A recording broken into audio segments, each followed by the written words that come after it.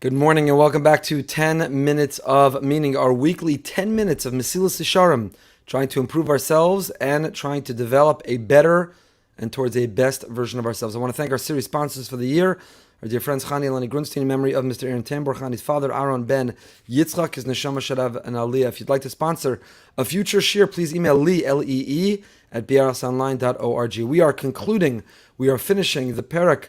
We are finishing the next midah, the next quality of the midah of tahara. Tahara we've been developing is the idea of not only doing the right things, but doing them for the right reasons. How can we purify our thoughts, our intent, our motivation, our drive, that we're not driven by competitiveness, we're not driven by ego, we're not driven by honor, we're not driven by ulterior motive, but tahara, there's a purity to our heart, there's a purity to our thought, there's a purity to our intention.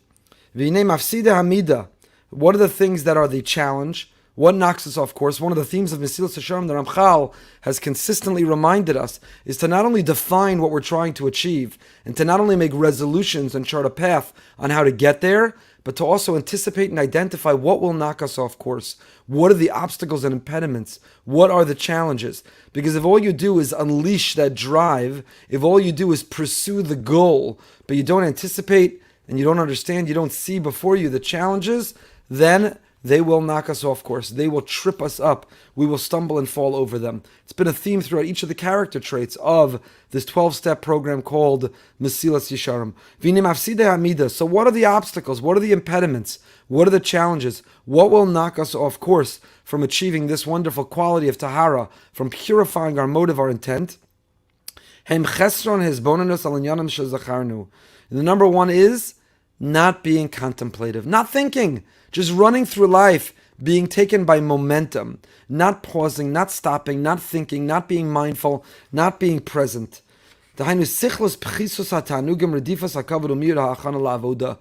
much of our day is consumed by the draw we have to things which are pleasurable but in a fleeting way, for the moment.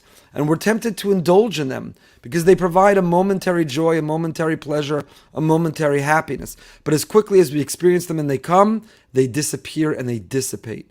But we're not mindful, if we're not contemplative, if we're not thoughtful, if we're not present, then we'll eat that thing that we'll regret. Then we'll look at, then we'll say, then we'll go, then we'll listen to, then we'll make decisions which sabotage our own success, sabotage our holiness, sabotage our happiness.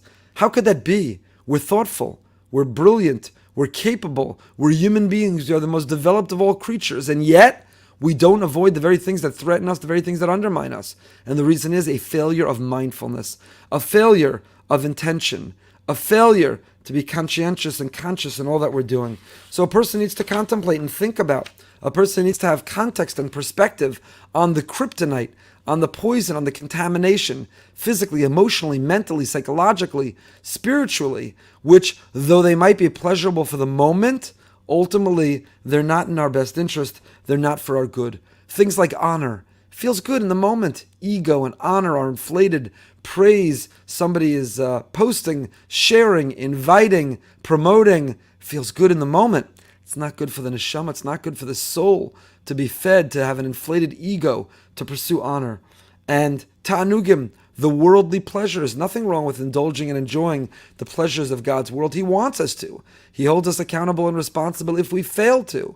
But yet we can't overindulge, indulge indiscriminately in the wrong time, the wrong place, with the wrong people, and so on.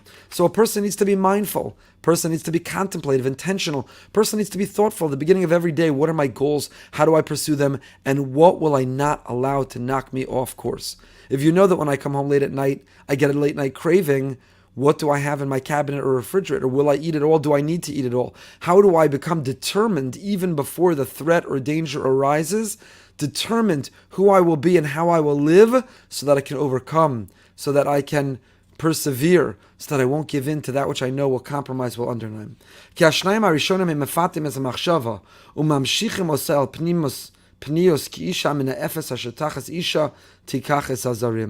first two factors that we just talked about that can distract us, namely the pleasure and the pursuit of honor, they are a person's thinking. They lure us, they draw us, they distract us, they consume us, they drive us, they confuse us. Just like an adulteress who consorts unfaithfully with other men. We're supposed to be thinking about how can I be of service? What difference can I make? Why am I in this world? How can I draw close to God, to the people around me? How can I strive and stretch for holiness and happiness? We understand our priorities, and yet it's as if our mind, our thoughts have an affair by going elsewhere. We're unfaithful. We're unfaithful in our drive. We're unfaithful in our thoughts. And again, the theme of this parak of Tahara is, even if we're doing the right things, but if we're doing them for the wrong reasons, we are unfaithful. So we're volunteering, or we're giving tzedakah, or we're learning Torah, or we have the longest Shemona Esrei, but the reason we do all those things is for the positive attention it draws, for the honor, for the ego. Then it's as if our mind is unfaithful. Ukvar nikra machshavas hachitzonos nus halev. We have already in the Torah in Bamidbar and Parsha Shlach, last week's Parsha, the Torah already refers to externally oriented motives. The Torah refers to machshavos chitzonos, superficial thinking, very material, base, animal thinking. When we think in a way that we're concerned externally, not the pnimius, not the depth of who we are, not the essence of who we are, not the core of who we are, not returning to the root that is connected to God of who we are, but the machshavos chitzonos, that external, superficial drive. The Torah refers to that as nus halev. That is considered adultery of the heart. We read it. We didn't only read it last week. We read it today, and we'll read it tomorrow. We read it yesterday. It's the third paragraph of Shema. V'lo sasuru acharei levavchem v'acharei einechem asher atem zonim achareihem. Must not search following your heart and your eyes. Asher atem zonim. We tend to stray. We tend to be mezaneh. We tend to be unfaithful. We tend to be distracted. We tend to be driven. We tend to stray with our eyes. Ki nimtza halev pona min hababat hashalem.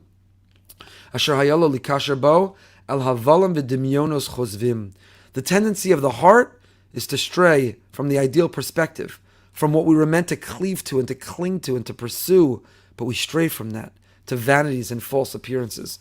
Our focus should be singular, like the Olympic athlete who's training. Tonight on Behind the Bima, we are hosting Bidi Deutsch, who tremendous award-winning marathon runner. We'll talk to her about that drive, competitiveness. We'll also talk to her how do you deal with coming up short and failure. But the Olympic athlete, the one who's training for greatness, is singularly focused, doesn't allow themselves. But one of the best ways to get kids to avoid drugs and alcohol when they're young, when they're competing in sports, because they want to be their best, they want to compete, they want to win, and they're not going to put something into their system which will slow it down or compromise it. We have to be singularly focused on what does it mean to be our best mother, father, son, daughter, our best husband, wife. What does it mean to be our best? To go on dates as our best, to spend time with our children as our best, to learn Torah as our best, when we're meant to be davening at our best. What does it mean to be the best version of ourselves in each of the situations? And then like the athlete who's driven, like the entrepreneur who only thinks about building his or her company, to be so singularly focused and say, why would I engage in that? Why would I put that in my system? Why would I slow myself down? Why would I cloud my judgment? Why would I give up my goal for some fleeting pleasure? That has to be our attitude. That has to be our focus, our determination. Not velo sasuru. Don't be distracted. Entrepreneurs not distracted by the here and now. They are driven. They want to build their business. They have goals. They want to pursue them. The athlete wants to pursue them. Different arenas of life want to pursue them. And the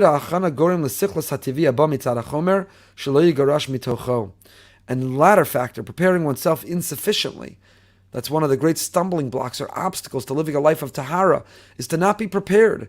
Because if you're not prepared and you come home late at night and you know that you always get cravings late at night, and you have a cabinet that's filled with potato chips and corn chips, you have a cabinet that's filled with things that are unhealthy for you, and you haven't done the preparation, you haven't become determined how you'll react and what you'll do when the urge arises, then you're finished. Then you're done.